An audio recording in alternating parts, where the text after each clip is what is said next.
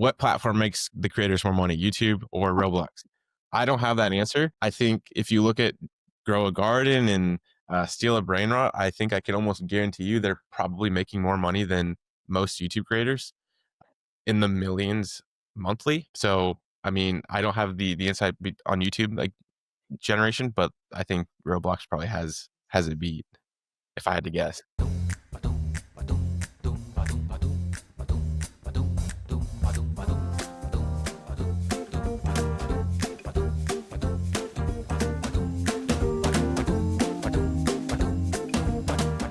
Hello and welcome to another episode of the Kids Media Club podcast. I'm Andy Williams.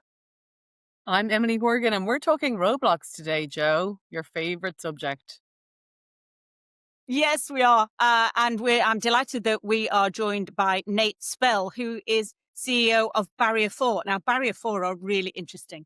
Barrier 4 are, for me, they kind of cross over between animation and Roblox. They started off producing game trailers.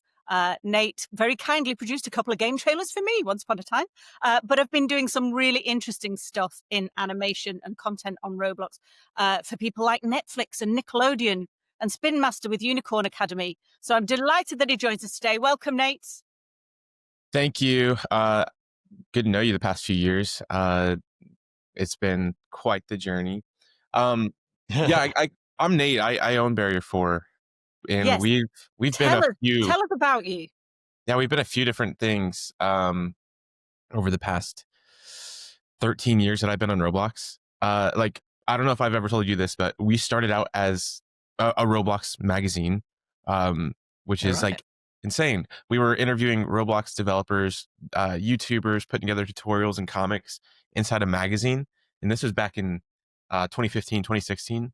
Amazing. I didn't know that. Like we did that for a little bit, and that was like launching a new issue every other month. We actually worked with Roblox, and this is how I started to really get into the brand space initially in 2015. Like Fruity Pebbles sponsored one of our magazines. We printed the magazines for the Roblox Developer Conference for 2 years in a row. Super sick. That pivoted from a magazine to a coding academy where we worked with those same developers. And this is, again, 2015, 2016, going to 2017, working with Roblox developers. Did that for a little bit. I'm in high school. Then that pivots into suddenly I'm making videos for companies. And this isn't Roblox. This is like in person and like small businesses, fire departments, police departments. And I did that for a little bit. And then COVID happened. Everything shut down. We had no business. No one needed videos during COVID. Everything was locked down. And I had nothing to do besides turn to the Roblox developers that I became friends with over the past few years. And I jumped on calls like this and started interviewing them because they all had really cool stories. So I figured I'd want to capture those stories and throw it up on YouTube. And while we're capturing the stories, we'd get this like Zoom-like interview, but then we'd also jump into the Roblox experience and film cinematic shots, put together a cool edit at the start of the video, and then throw that up on YouTube. This is like 2020. And coincidentally, that's around the same time as the big brand boom on Roblox, when all of these brands saw the potential of Roblox as a marketing platform. And my YouTube channel started to gain some traction. And someone just asked me to make a game trailer. It was actually a role play experience called Emergency Response Liberty County. And they said, can you make us a game trailer? I'm like, of course. I don't know how to do that. I've never made a game trailer ever in my life. But I figured I need a hook. I need something that gets players' attention. And I need some cool gameplay.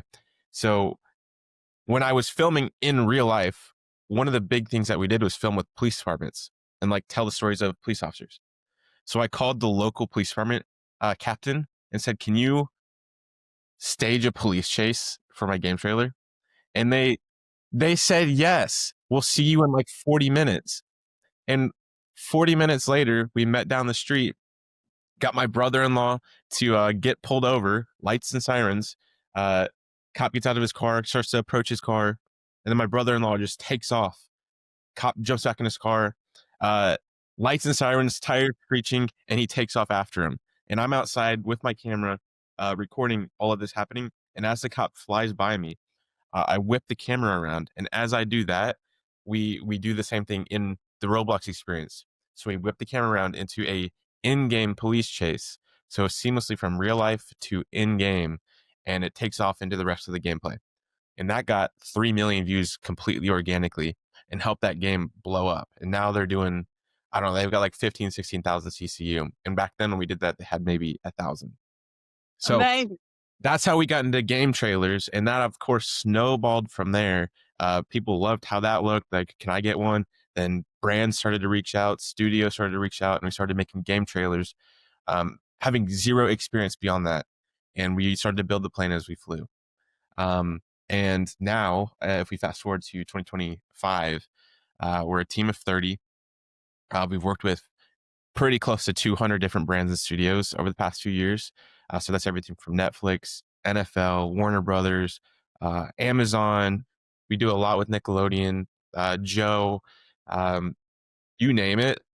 We've had some sort of a hand in a big chunk of the brands that have launched on Roblox.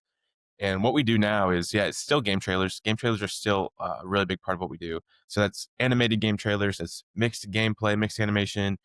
We even, for a little bit, we had a little package called the Tom Cruise package, where we would do some sort of real life stunt, like the police chase, that seamlessly went I into love the Tom Cruise package. gameplay. Yeah, we at one point we got a real life helicopter to like do a cool tactical landing. It was super cool. But so game trailers, we also do social media content, and we dabble in integrations and development. But really, like the go to market creatives are kind of our specialty and what we're really good at helping brands with on the platform. What Um, I really love, and sorry to jump in, and then I'll let my colleagues talk because I don't want to just kind of just take all of your time. But that's so good. what's really interesting to me is what you've just spoken about. Aside from the fact that you turned your passion into a profession, which you talk about very eloquently, but you basically became a creative producer. You were shooting, you were editing and animating in this space that isn't a native animation engine. I mean, it kind of is, but it's a game production engine. And you learned all that on the fly. And now you're working with Netflix and Nickelodeon. Yeah. That's a pretty interesting kind of career to where you've got now. Why do you think that became something that you managed to specialize in? Was it just because nobody else was doing it, or were you just like, okay, we've got a sandbox to play in here, let's try and break some stuff and do new stuff?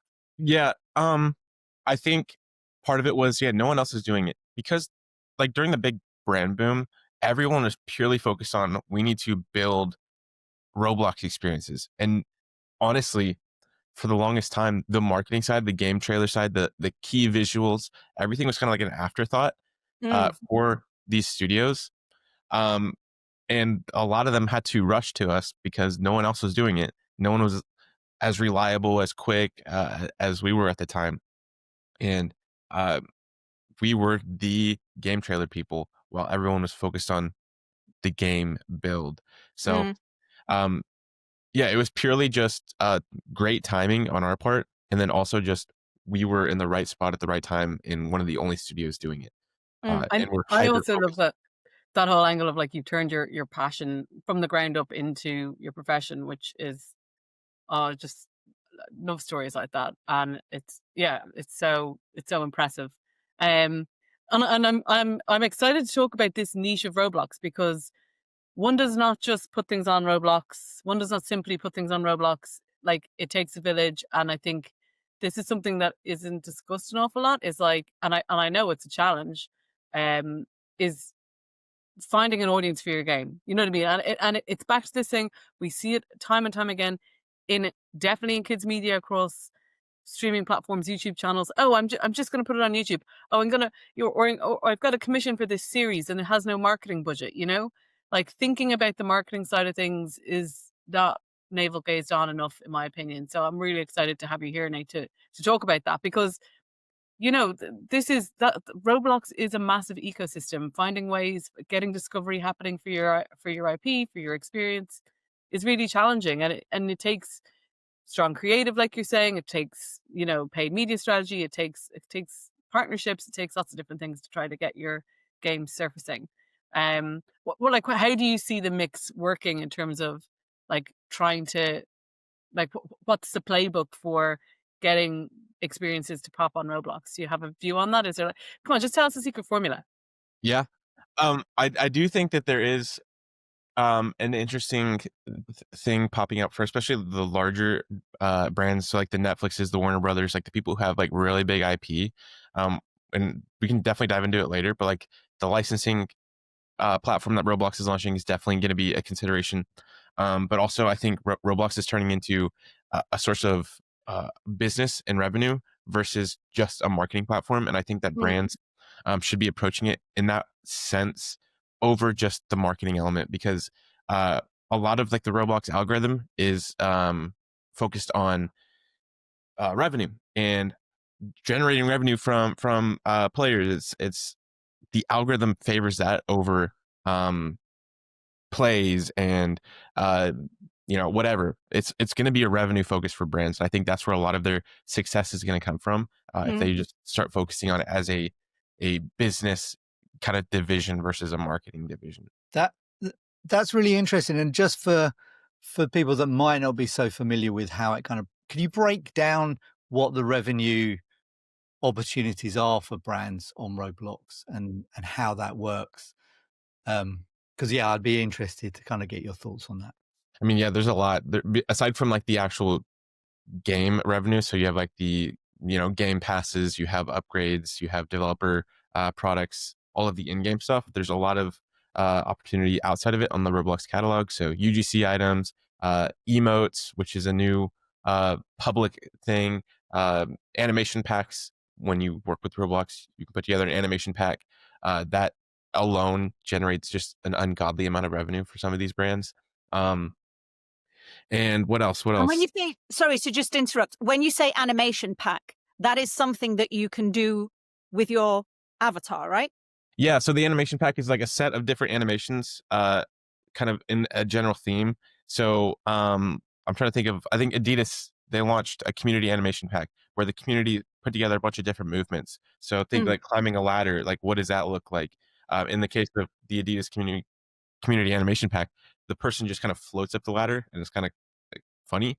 There's like swimming, there's jumping animations, and it's all custom within an animation pack. And players use these animation packs to kind of express themselves. Yeah. And they can be quite lucrative, right? If yeah. you Yes, think, I wanted to unpack the ungodly amount of revenue point you made. But yeah, no, it's and I can't say any like specific numbers, but animation packs have been probably one of the biggest drivers in revenue for some key brands on the platform over anything, over UGC items, over in-game revenue. Like animation packs are a huge asset for these brands, Right. and especially if you do it right.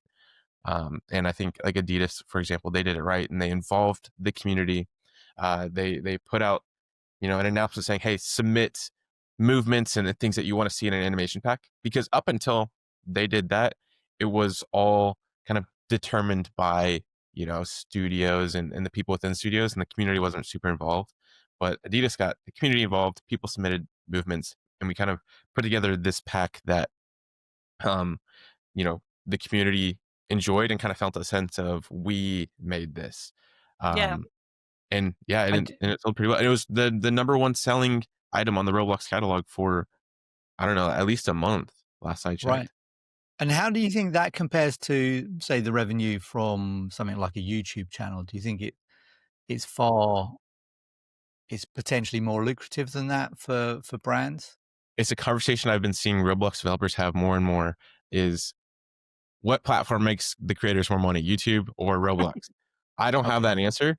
I think if you look at Grow a Garden and Steal a Brain Rot, I think I can almost guarantee you they're probably making more money than most YouTube creators, in the millions monthly. So, I mean, I don't have the insight on YouTube like generation, but I think Roblox probably has it beat, if I had to guess. Well, that's interesting. And even if it's just an impression, I think that means something. and I think in terms of just going back to the revenue point, because I just wanted to make the point about in sports, particularly, I think celebrations will be really interesting for athletes as they move into Roblox, because you've got Cristiano Ronaldo who does his Yes. celebration when he scores a goal. You've got Cole Palmer who does this. I think there'll be a lot of celebrations that could work when athletes themselves activate a little bit more on Roblox. And that's interesting. I mean, even from the world of kids media or famous animated characters as well, their kind of responses plays back into this kind of badging and identity on Roblox is really, really important for the Adidas animation pack. That played into people who really wanted to identify with those brands. I think that's a revenue line that not many people really will think about. Certainly in our industry, they'll just think about it's about selling toys or it's getting people to go to your movie or whatever. But actually, there's revenue streams in Roblox that people aren't even going to be aware of, which I think is really interesting. It's the digital penny sweet economy. That's what we've talked about, Joe, right? Like Yeah. back in the day, kids used to get money to go buy penny sweets, and now they've got, there's microtransactions happening on Roblox, and it leads to identity and it leads to a little bits of fun and whatever, right? And it adds up. Joe, I really like the idea of celebrations. I think you should get that moving sooner than later.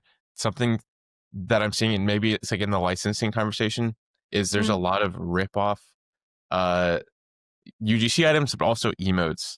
And I think like players aren't gonna buy like an official Cristiano Ronaldo, Sue emote if it already exists and it's already like the top seller on the platform, despite it being a ripoff. They don't care if it's a ripoff or not, as long as it's like the animation.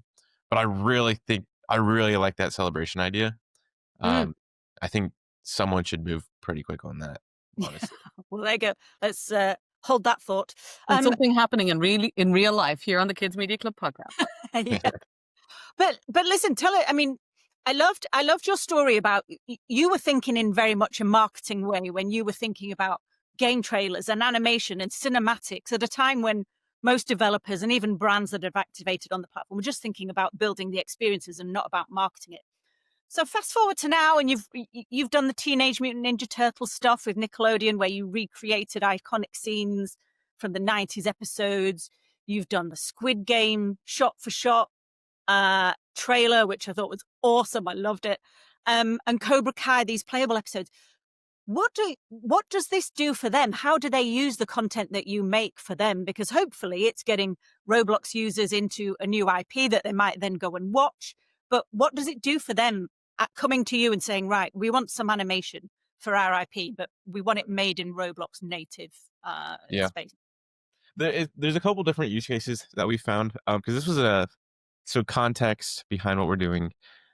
We are taking scenes from existing IP, so Squid Games, Cobra Kai, Teenage Ninja Mutant Turtles, Avatar: The Last Airbender, and the characters, the environment, everything, we recreate it one-to-one within Roblox, but with a Roblox twist on like the characters, so they look like Roblox. So they have that kind of boxy build, they have the Roblox faces.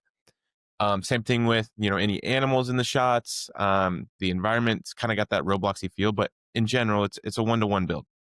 And then we replicate that animation and we hand animate everything, frame by frame, one-to-one, exactly to that reference media. And there's a couple different use cases behind like why studios come to us.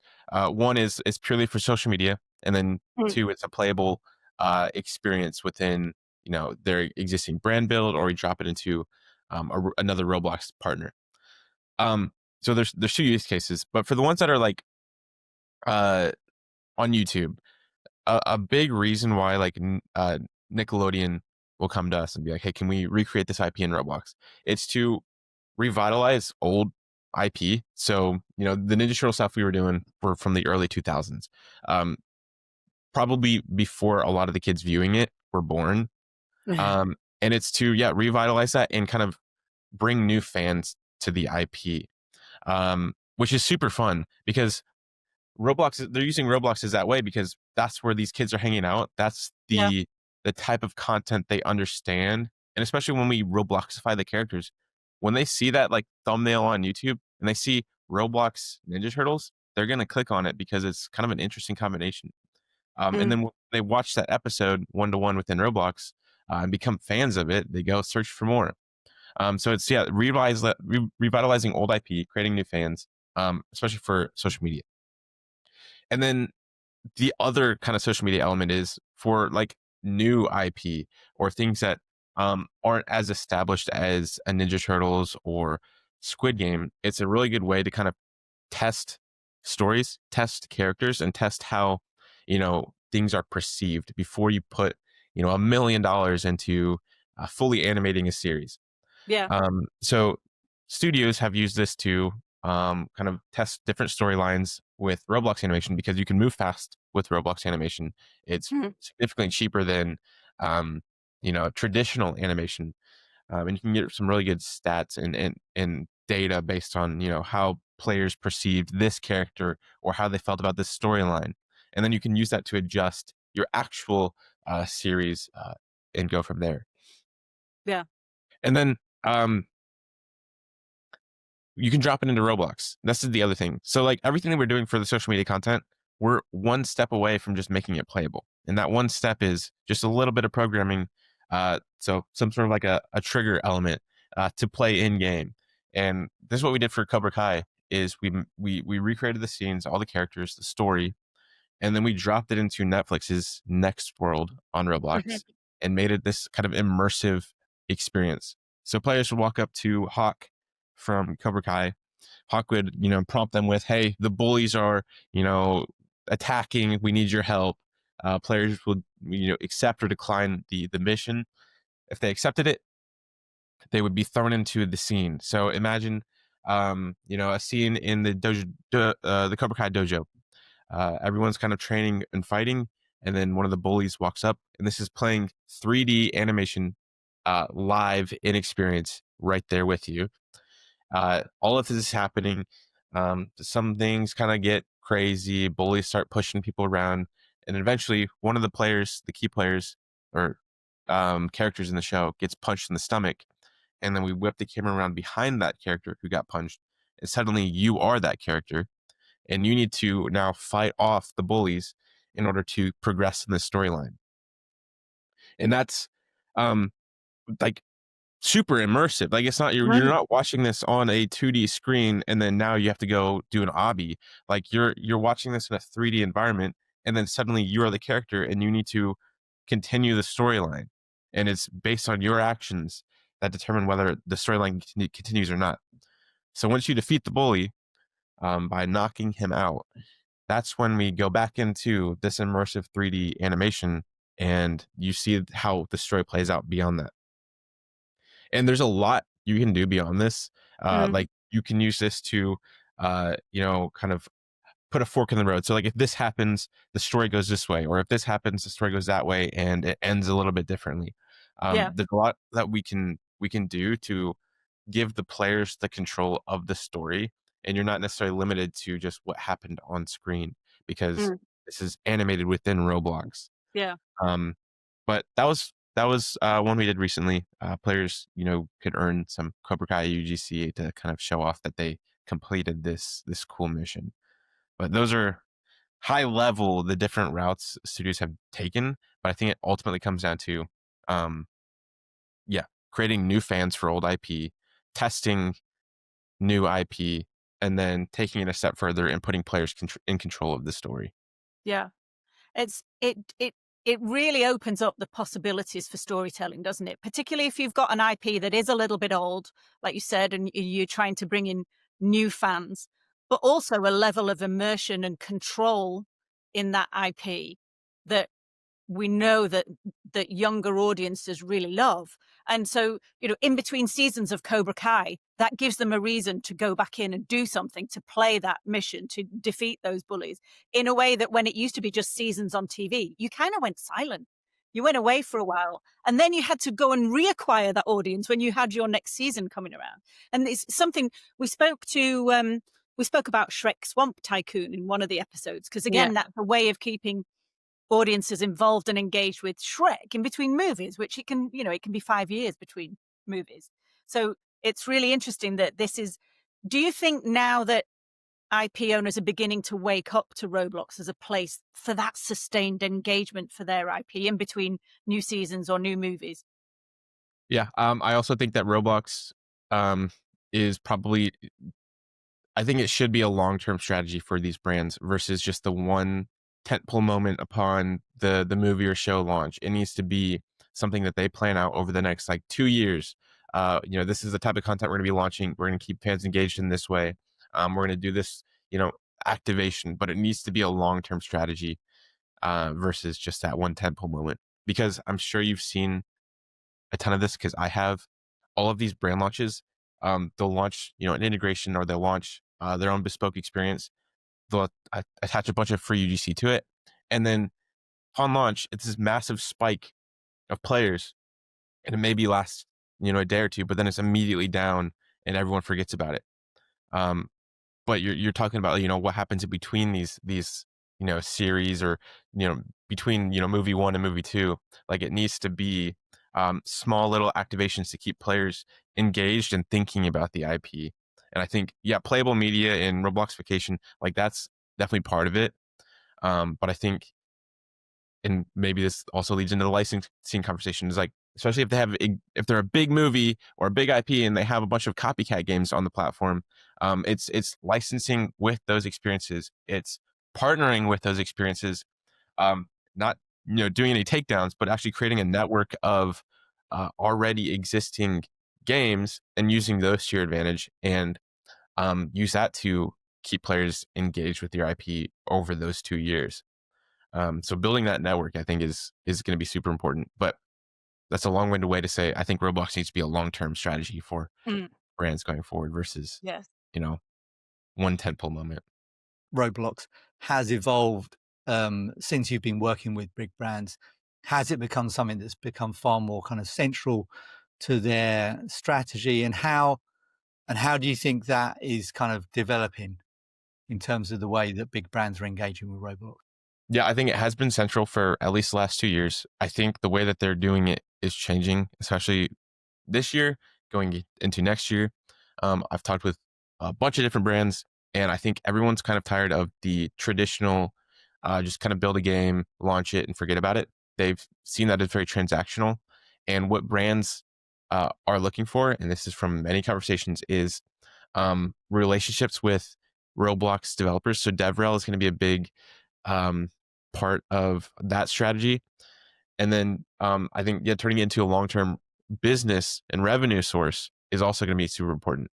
But I think it has been a central focus for these teams. It's just what they're doing is going to be changing, and it's I think pushing away from what we've seen, which is this bespoke game builds, and I think it's going to change to DevRel partnerships, and then using Roblox as a source of revenue and ROI. Emily, did you want to say something? Yeah, I think it's about the multi-applicability of Roblox experiences, right? Like it's not just like it's about thinking about it more broadly than it's a moment in time or it's a game.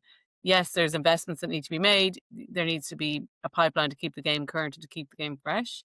But it's the value it offers as an ongoing touch point and the video ability of it as well. Like that it's not just a place for your audience to be. It is something that can be used to output content for YouTube and social and that kind of thing. And so it's looking at the overall value of it, not just the value of it in a moment or in a marketing campaign or in a, in a particular activation. Like there's a lot more. Yes, you need to plan for it. It doesn't just do it for free, but actually you can amortize other content costs and other fan moments and fan engagement investment against the Roblox platform, the Roblox experience that you build for a brand. And in terms of that video, just touching on that, I read a stat earlier today actually that 20% of content on TikTok is Roblox related, which is a huge amount. I don't know whether that's right or wrong, but I also know that recently YouTube celebrated 1 trillion views of Roblox content on YouTube. So as well as it being a game ecosystem, an experience ecosystem, and a way to create content, it's it's entertainment. It is storytelling. It's that expression that we were talking about before.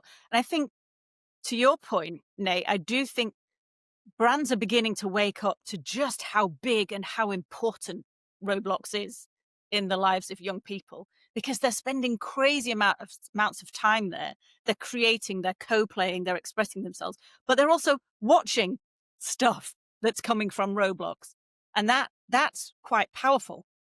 Yeah. Um, they're definitely waking up, and I think it's because they've been so dialed in on just making a Roblox experience for the longest time that they're Mm. realizing the true potential of Roblox. And it is, yeah, content creation, but it's also, holistic strategy. It's loyalty and rewards programs. It's DevRel partnerships. It's emotes. It's UGC. It's engaging with the community in Discord and Guilded and Twitter. There's so much more to Roblox and so much more to being successful in Roblox than just having an experience. Adidas doesn't even have a Roblox experience, and they're performing great on Roblox. Mm. So in terms of, I mean, you make content and you animate content and you've made your playable media. We were talking just before we came on. So Roblox has announced Moments at RDC recently, which is kind of it's a TikTok for Roblox. That's Yeah. not a great way to describe it, but it's shareable gameplay clips. What have you seen in that, and also in Clip It as well, which has been around a lot longer? As someone who professionally creates content on the platform, what are you seeing users create? What do they love when they're sharing their own gameplay clips? Do they act out scenes? Is it comedy? What do Mhm. you see? I'll speak on Clip It because I think they're more established. Moments is a good idea. I think it's going to be a little bit before they really get it to a point where users are going to be using it regularly. Like today, I'm already seeing moderation issues on it, which is going to be a tough thing to navigate, and it's already a tough thing to navigate with the amount of players on Roblox. Mm. But with Clip It, yeah, it's players creating their own scenes. It's treating it as a way to express themselves, show their humor. And with Clip It especially is you can build your own sets. So like if you want to be in Jurassic Park or whatever, you can build that world and kind of show off your talent in the way that you really can't with Moments right now. And I think Moments is going to be a completely different use case anyway, because that's going to be showing the moments within Roblox. Can we just get a bit clear on what these two things are? So that basically you can go into a Roblox game, you can play around, as in when I say you can play around, you can kind of act out a scene or something like that. So you can record yourself doing some sort of epic win or whatever in the gameplay, or it could be even just like, I'm walking over here and my name's Johnny or whatever, right? Like Yeah, it can be anything from the sublime to the ridiculous to the epic. for And Moments, both of these overlays allow you to record those and store them down to your phone and then post them on other video it's platforms. different. It's different. Okay. Moments is recording gameplay, so you can record a snippet of you jumping around in an obby, and then upload that to Moments, which Moments is its own experience on Roblox. It's It's a not separate app. yeah, no, No, it's in Roblox. it's Oh, in yeah. Roblox. Mm. I think it'll be better whenever they kind of build it into the app. That's my opinion. But right now it's its own separate experience that you have to go press play on So and join it's it. an experience on the Roblox platform. Yeah. Okay. Yes. So you Right go now to this experience on the Roblox platform and you share your clips. you share your clips. It's just like TikTok. You can attach music to it. You can add a caption. But Okay. you can also when you share that clip, there's a little button where you can actually, as a viewer, go press play and go teleport to that game within Moments, which is an interesting feature. I like that. Oh. But yeah, Moments is purely gameplay. And the only things that you really share are the moments that happen in these various Roblox experiences. Just sharing those with your friends. Where Clip It is kind of different and creatively open is you can build your own sets. You can put different items on your character. You can introduce different characters, attach music, kind of animate the camera, and build out the sets. So it's its own kind of animation studio in a way. Mm. Whereas Moments is just gameplay. But I see more players using Clip It and something like that to express themselves because there's just so much more creative freedom and so much more that they can do with that. Uh, which isn't necessarily saying Moments is bad. It's just Moments is a different use case. But Mm. um, And quite new. What's interesting about Clip It, and I've been following Clip It for a while, it's you do get creators almost creating their own miniseries on there. I saw a police procedural that was on there, and it was hilarious. I watched a few episodes. It was silly, it was stupid, but it was hilarious. And it's interesting what you said before, Nate, about Roblox as an innovation lab or as a test bed for things. What I don't think a lot of broadcasters or producers or IP owners realize is this is a space that you could test out new characters, new storylines. You've got a living, breathing, live, 110 million daily active user kind of petri dish there where you can plant some seeds and see how they grow. But there's a lot of potential there, I think, for someone who's got an IP to then test how they then evolve it. And I don't think many really realize the talent that is already on there, both from the dev side, but then, yeah, these creators that are creating little stories. I saw an article that was saying that there's a theatre company on Roblox that like I every just, once in a while put on a show. It's amazing. yeah, yeah, that's actually crazy and how well coordinated that is. For those who haven't seen the theater, um, but I think dialing it like with Clip It specifically, um, that is a really good experience to test new IP. We're going to be doing it with some IP. I think more people should. Huge Mm, advocate for Clip It.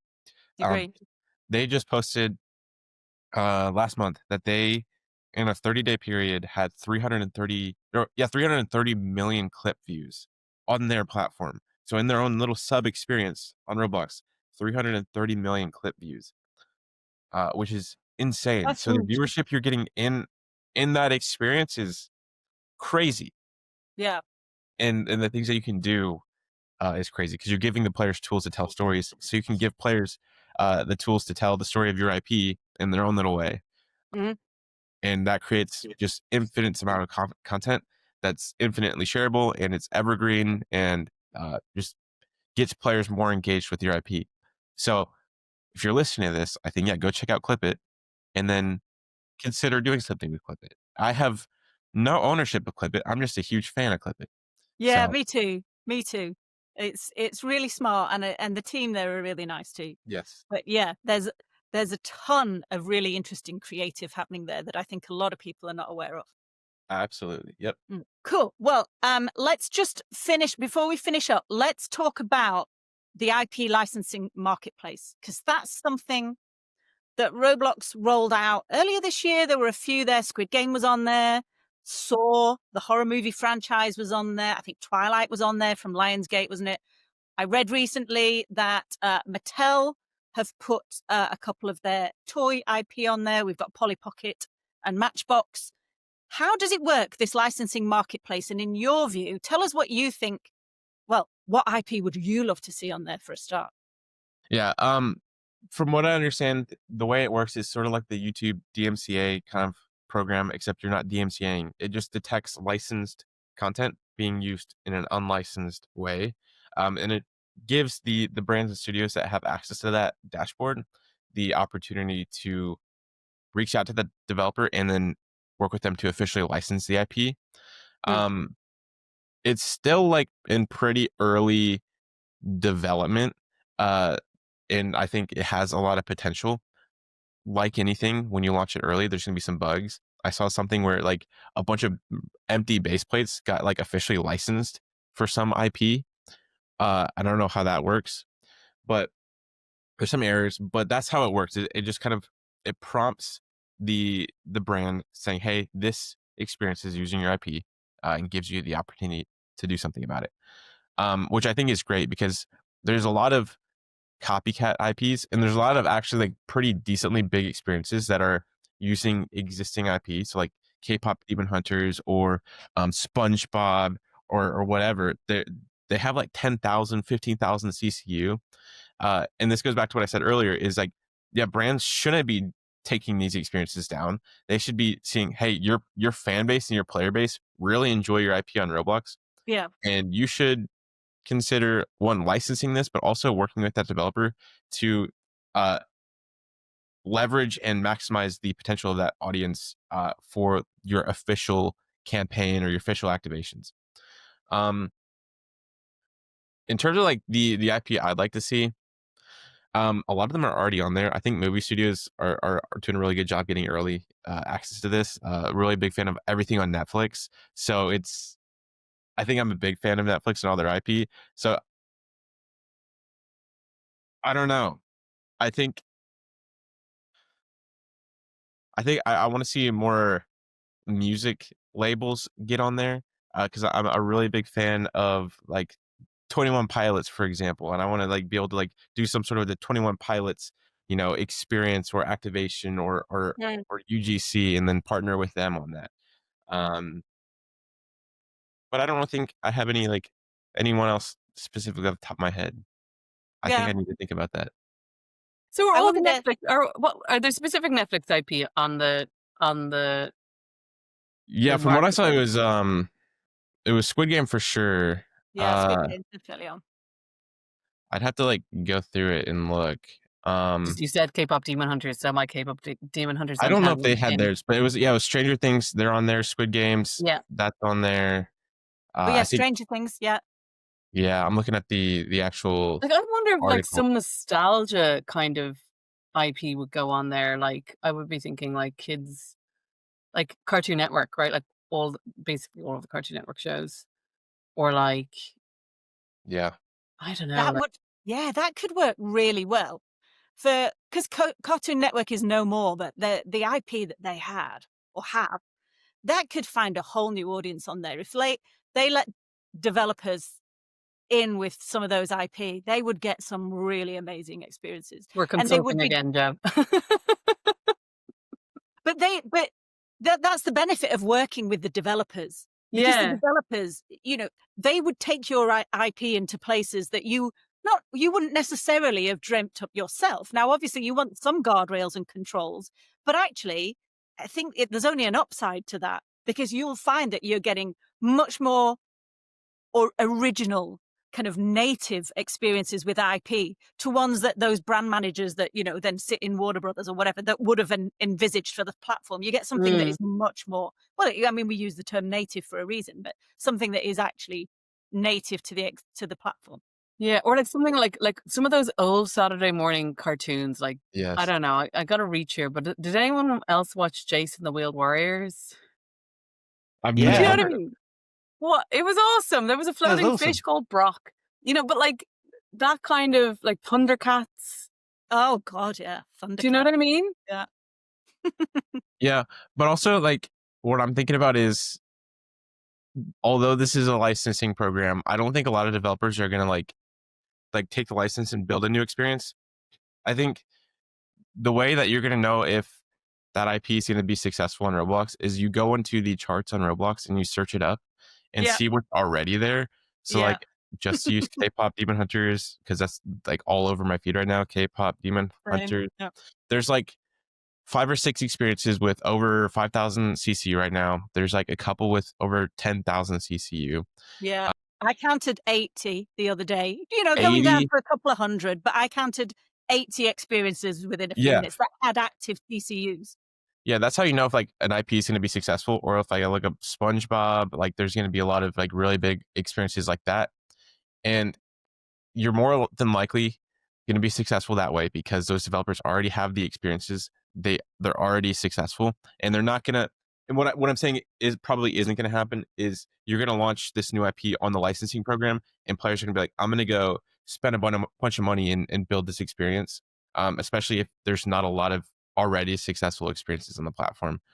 Yeah. I think you're going to be better off launching something that's already being copied, already has some player base, and then just partnering and licensing with those experiences, and then turning them into your little network. Yeah. Going Yeah. from there. Yeah, that makes sense. But Although I also, do like, manifest one day being able to play scenes from iconic movies like Jaws or Back to the Future. that's one day. I'm down. I'll make it happen. But I'm curious. I don't know what you've seen.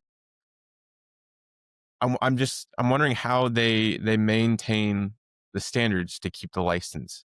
because with a lot of these, like if you end up partnering with like, let's just say 50 experiences, is that you manually, like you have to build a team to monitor them and make sure that they maintain brand standards and stay within this license? Like where I'm thinking about is like, how are we supposed to manage that on at scale? And I Yeah, think I that's think gonna be a challenge.